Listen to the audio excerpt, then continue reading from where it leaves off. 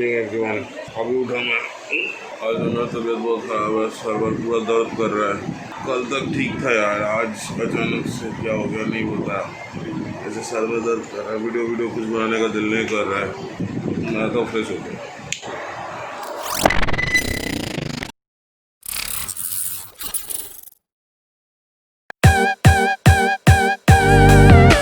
मेरे मित्रों, मेरे प्यारों, कैसे हो सब लोग? बढ़िया ना?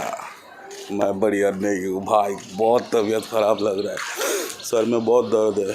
आज सोचा था वीडियो स्किप मार दूंगा, पर पिछले वाला वीक भी वीडियो नहीं बनाया, इस वीक भी वीडियो नहीं बनाऊंगा। एकदम तबीयत में जोर रही है। सारा दिन मैं खाली सोया रहा, उठा ही नहीं। मैं सारा दिन मैं ऐसे ही करते रहूँगा। थोड़ा झेल लेना भाई। आज का जो वीडियो है ना, थोड़ा सा इंटरेस्टिंग बनेगा। हाँ, मैं बक करूँगा, पर उसमें भी आपको इंटरेस्ट आएगा। जितना भी राइड मैंने किया है वो सक्सेसफुली कैसे कंप्लीट किया, वही लेके बात होगा आज का वीडियो में। और मेन मुद्दा वही है, तो मैं भी कुछ अपना स्टोरी शेयर करूंगा जो आपके साथ एकदम चक बैठ जाएगा और आप सोचोगे कि मैं भी कर पाऊंगा। मतलब एटलीस्ट एक नॉलेज गेन करके घर से निकलने वाले हो कि हाँ भाई, कुछ दिक्कत हो भी जाए तो मेरे को कैसे उसको ओवरकम करना या कैसे क्या कर सकते हैं। जैसे मैं आपको बताता हूँ, मेरा फर्स्ट जो एक्सपीरियंस मैं बोलने वाला हूँ एकदम रिसेंट गया हुआ लास्ट मेरा भूटान ट्रिप के बारे में। That trip was very good. जो मेरा जो एजेंट था, मतलब ओयोन बोल के मैं एक बंदे के साथ गया था, he is from Kolkata, very good guy. उसका गाइडेंस बहुत अच्छा है और खाना पीना होटल वगैरह उसका service is very good, very nice, और पैसा भी बहुत कम चार्ज करता है। मैं उसके साथ एक बार भूटान गया और मेरे को बहुत अच्छा लगा उसका सर्विस। तो मैं इस बार इस ईयर मतलब 2020 को मैं सिक्किम भी जाने वाला था और उसी के साथ जाने वाला था, पर ये लॉकडाउन के चक्कर में बॉस फिर से देखा, कोरोना के चक्कर में सिक्किम कैंसिल हो गया। नंबर डिस्क्रिप्शन में दे दूंगा, वहाँ से आप लोग उसको कांटेक्ट कर सकते हो। He is very good guy और उसका काम भी जेन्युइन है।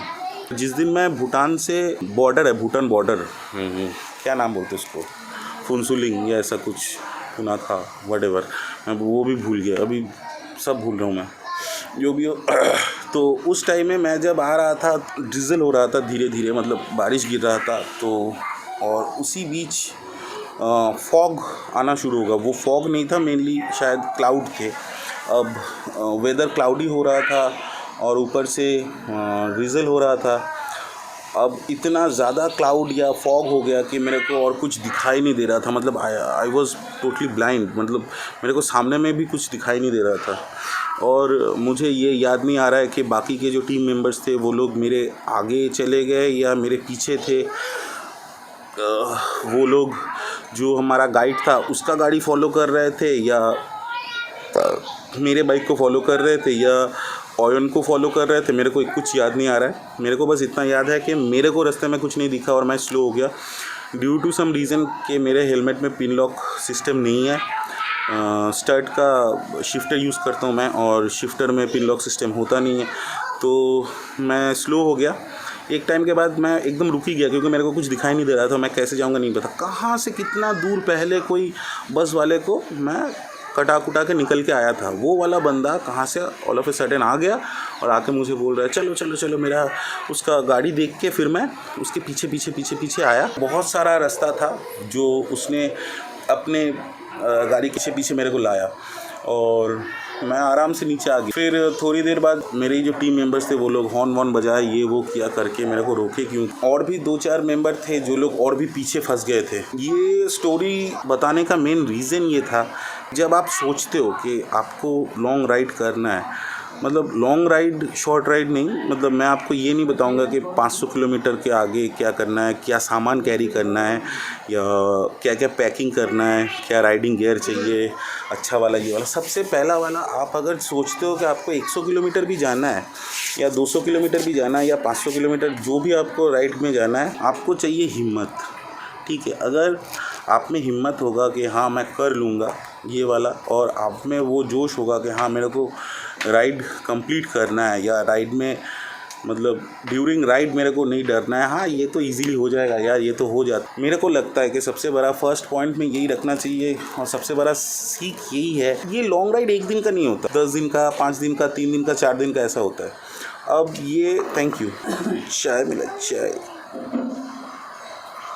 पहले ना अपना छोटा छोटा 2-3 राइड मारो, जैसे 150-200 किलोमीटर का, 300 किलोमीटर का, ऐसा 2-3 राइड मारो तो बॉडी थोड़ा आपका उसमें यूज टू हो जाएगा। राइड में जो मैं गया था, जैसे उसमें पहला दिन मेरे को 700 किलोमीटर चलाना था कोलकाता टू शिलीगुड़ी। अब शिलीगुड़ी में जाके मैंने नाइट स्टे किया, उसके बाद नेक्स्ट डे फिर सुबह 6 बजे या 6:30 बजे या 7 बजे मैक्स टू मैक्स हमको निकलना पड़ा भूटान बॉर्डर के लिए। उसका डिस्टेंस था ऑलमोस्ट फिर से 300-350 किलोमीटर, मतलब 150 किलोमीटर हम लोग मॉर्निंग में कंप्लीट किए थे और 150 किलोमीटर खाना वाना खाने के बाद शाम के टाइम में स्टार्ट किए थे, जो ख़त्म होते होते रात हो गया। मतलब थिम्पू हम पहुँचे थे रात को, मेरे को टाइम याद नहीं आ रहा है, पर मतलब पूरा 10-10:30 बज गया होगा। और वो जो 150 किलोमीटर का स्ट्रेच जो हमने किया था वो पूरा रात को ही किया था। पूरा पहाड़ में हम लोग रात को ही चढ़े थे, क्योंकि उसके पहला वाला जो 150 किलोमीटर था वो हम दिन में ख़त्म किए थे। फिर खाना वाना खाए, थोड़ा बहुत रेस्ट लिए, 300 किलोमीटर। अब देखो, एक दिन में आपको 700 किलोमीटर चलाना पड़ा, नेक्स्ट डे आपको फिर से 300 किलोमीटर चलाना पड़ा, नेक्स्ट डे आपको कितना चलाना पड़ेगा, फिर 150 kilometre. Okay, he's playing. Let's go to the zoo on the bus. Let's go to the zoo on the bus. मैं आ गया घर में। एक्चुअली बाहर में पुप्पू इतना खेल रहा था, चिल्ला रहा था, वीडियो बना नहीं पा रहा था और अंधेरा भी हो गया था, तो आई थॉट घर आ जाते हैं, रूम के अंदर में बैठ के बात करते हैं।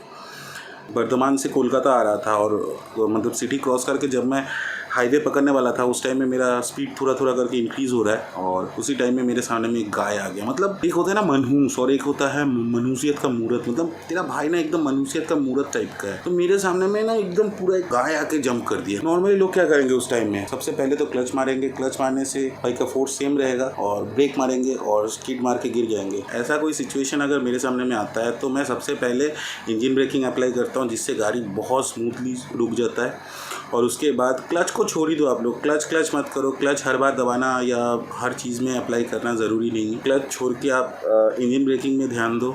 और दूसरा वाला बात है कि उसके बाद ब्रेक अप्लाई कर दो, गाड़ी वैसे ही रुक जाएगा, स्किड भी नहीं मारेगा। और कोशिश करो जितना प्रैक्टिस हो सके, जब मेरे पास बाइक नहीं था तब भी मैं प्रैक्टिस करता था कि हाथ का और पैर का दोनों का ब्रेक मैं एक साथ मार सकूँ। पुराने वाले राइडर हो, ऑलरेडी राइड करते हो, उनको तो पता ही होगा, तो वो लोग प्लीज़ इस चीज़ को अप्लाई करो। और जो लोग नए हो, नया राइडिंग करना चाहते हो या कुछ भी, वो लोग इसको ज़रूर ध्यान में रखना कि इंजन ब्रेकिंग एक बार प्रैक्टिस कर लोगे तो this is very much easy. जैसे मैं एक इंसिडेंट और शेयर कर रहा हूँ। जब मैं पतरातू गया था, तब पतरातू में जब गया तब मेरा एक भाई भी गया था मेरे साथ, और वो क्या किया, ऐसी एक पैनिक सिचुएशन आ गया उसके सामने में और उसने ब्रेक मार दिया, उसका एक्सीडेंट हो गया। कैसे हुआ, क्या हुआ, मैं बताता। आप पतरातू में जाओगे तो वहाँ पे एक बोर्ड आता है, वेलकम टू पतरातू बोल के, वहाँ तक सब कुछ सही था और मैं भी गया वहाँ पे। अब उसके पीछे ही मैं खड़ा हुआ था, फ़ोटो हम लोग ले रहे थे।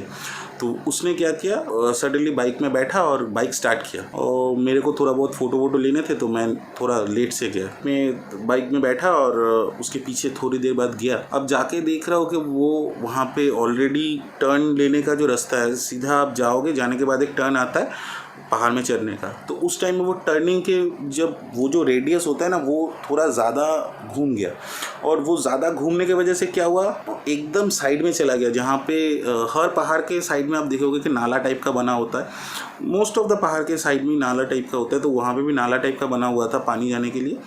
तो वहाँ पे बाली वाली सब पड़े हुए थे, तो उसका चक्का जैसे ही बाली में चला गया, वो पैनिक कर गया और डर के मारे वो डर गए। मतलब नॉर्मली क्या करते हैं लोग, हैंडल बार को पकड़ते हैं 5 उंगली से और ब्रेक मार देते हैं। अब उसने हाथ का ब्रेक मार दिया, उसका चक्का स्किड हो गया और वो जाके सामने में जो चट्टान था उसमें टकराया। उसका हाथ का जो ये वाला पोर्शन था, ये वाला पोर्शन उसका टूट गया। उसने जो गलती किया वो गलती नहीं होना चाहिए था, पर हो गया। आप लोगों में से जो जाने वाले हो, ये सब चीज़ें मत करो। अगर ऐसा कोई पैनिक सिचुएशन में आप सैंड के ऊपर में या कहीं पे चले जाते हो, तो गाड़ी को कंट्रोल करने का कोशिश करो या गाड़ी जैसे जा रहा है वैसे जाने दो। एक्सीडेंट शायद होगा या शायद नहीं होगा, पर एटलीस्ट इतना बड़ा भी नहीं होगा। जैसे मैं जब शिलीगुड़ी जा रहा था उस टाइम में पूरा लोडेड गाड़ी था मेरा, और सैडल बैग था, टैंक बैग था, मैं था 90-100 किलो का एक बंदा, ऊपर से मेरा वेट मतलब मेरा लगेज था, सब कुछ एकदम पैक था गाड़ी। उस हालत में मैं गड्ढे में गिरा, और गड्ढा इतना बड़ा था कि मैं गड्ढे में गिरने के संग संग मेरा गाड़ी ऐसे उछल के हवा में चला गया, पूरा ऐसे मतलब हवा में उड़ रहा है पंछी जैसे। मैं नहीं बोल रहा हूँ कि मैं मोर हूँ, मैं बोला कौवा या ऐसा कोई पंछी पकड़ सकते हो, ऐसा नहीं है कि पंछी बन गया वैसा नहीं है। फिर मैं लैंडिंग किया। जब मैं लैंड किया तब मैंने सोचा कि अब तो गया भाई, मेरा बाइक नीचे आएगा और ऐसे ऐसे करते करते गिर जाएगा। एवेंजर था तो नाटा गाड़ी है, ग्रेविटी पुल अच्छा करता है, तो नीचे आने के बाद थोड़ा ऐसा हिला 1-2 बार, फिर ठीक हो गया। अब इससे यही सेम वाला सिचुएशन अगर पैनिक सिचुएशन में आप अगर और भी ज़्यादा पैनिक मतलब कम नहीं होने वाला है, वो बढ़ने वाला है। तो प्रॉब्लम को सॉल्व करो, ना कि उसको बढ़ावा दो। तो how to apply your brakes. Personally जैसे ब्रेक मारता हूँ, मैं क्या करता हूँ, मेरा एक फिंगर, दोनों हाथ का पैर का ब्रेक मैं एक साथ मारता हूँ, और दोनों जो हाथ होता है उसमें 5 उंगली में से मैं एक उंगली हमेशा ब्रेक के ऊपर में रखता हूँ। जैसे मिडिल फिंगर सबका बड़ा होता है, मैं अपना जो मिडिल फिंगर है मैं हमेशा ब्रेक लीवर के ऊपर में उसको छोड़ देता हूँ। अगर कोई बोलेगा इससे कि हाँ ब्रेक दब जाता है ऐसा कुछ, भाई उसका आपको थोड़ा बहुत प्रैक्टिस करना होगा, क्योंकि मेरे से अभी तक कभी ऐसा कुछ मतलब क्या बताओ, उनका तो मतलब लेवल ही अलग है। मतलब आज तक मेरे से ये सब नहीं हुआ। मैं बहुत लोगों का बाइक चलाया, मैंने ना किसी का क्लच प्लेट जलाया, ना क्लच जलाया, ना खुद का क्लच जलाया, ना मेरे बाइक का कभी ब्रेक पैड घिस गया या जल गया, ऐसा कुछ हुआ है बीच रास्ते में। एक तो बंदा मैंने देखा है ड्यूरिंग राइड ऐसा ब्रेक मारा, साला डिस्क ब्रेक खोल के उड़ गया, और वो दूसरों को ज्ञान फैलता है बैठ। 4 उंगली है, उससे मैं थ्रॉटल को पकड़ के गाड़ी चलाता हूँ। तो इससे क्या होता है, देखिए ब्रेक का काम क्या है, ब्रेक का काम है गाड़ी को रोकना, ठीक है। जोर से मारो धीरे मारो, काम एक ही करेगा। ब्रेक उसको बनाया गया है गाड़ी को रोकने के लिए। तो अब आप अगर जोर से 5 उंगलियों से मारोगे तो आपका हाथ में जितना ताकत है वो सबसे आप लीवर को दबाओगे, तो तब क्या होगा, व्हील लॉक हो जाएगा और आप गिर जाओगे, एक्सीडेंट हो जाएगा। अगर यही चीज़ अब आप एक फिंगर से करोगे, मतलब एक उंगली से अगर आप उसको करोगे, तो क्या होगा, मतलब मेरे को दिखाने में भी शर्म आ रहा है, मैं क्या दिखा रहा हूँ यहाँ पे ऐसे करके। तो एक उंगली से आप अगर ब्रेक लीवर को पकड़ के रखोगे और बाकी उंगली अगर आपका गाड़ी का हैंडल पकड़ेगा, तब क्या होगा, अगर कोई ऐसा वाला पैनिक सिचुएशन जैसे मेरे भाई का जैसे हुआ था पहाड़ में, वो थोड़ा ज़्यादा घूम गया और डर गया, मान लो सामने में कुत्ता आ जाता है, बहुत कॉमन चीज़ है ये सामने में कुत्ता आ जाना।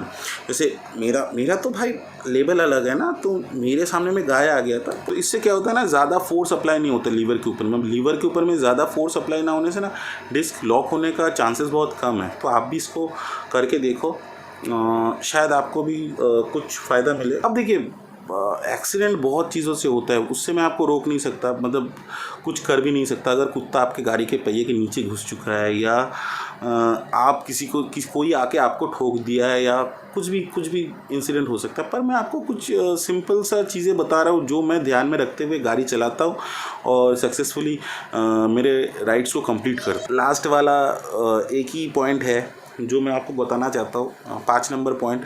might be it's not that much of important, but I think this is very much important cause ये related to you, मतलब आपके बॉडी से रिलेट कर। हैंडल बार को जो है ना, बहुत सारे लोग एकदम पूरा आर्मी जैसा ऐसे बैठ के चलाता है गाड़ी को, ऐसे मत चलाओ।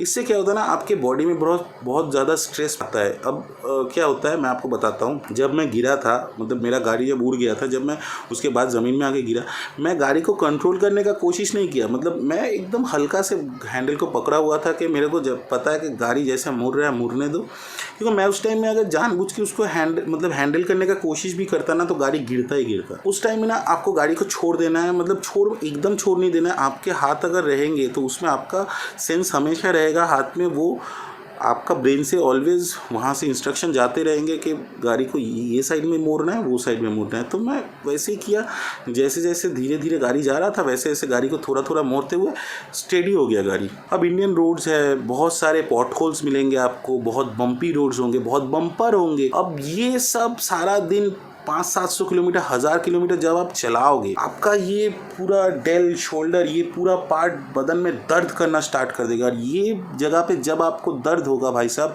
मैं सच्ची बता रहा हूँ, आप गाड़ी चला ही नहीं पाओगे। मतलब एक टाइम आ जाएगा जब बोलकर यार कैसे लोग इतना दूर दूर बाइक लेके चले आते। पर अगर यही चीज़ आप अगर थोड़ा लाइटली पकड़ो, हैंडल को एकदम कैजुअली पकड़ो, उतना भी टाइट करके मत पकड़ो, थोड़ा ढीला छोड़ो हाथ को, तब क्या होता है ना, आप जैसे मोड़ना चाहोगे गाड़ी को वैसे मुड़ जाएगा, जैसे रास्ते से जाओगे उस रास्ते से चला भी जाएगा और आपके बदन के ऊपर में उतना मतलब ये स्ट्रेस भी नहीं डालेगा।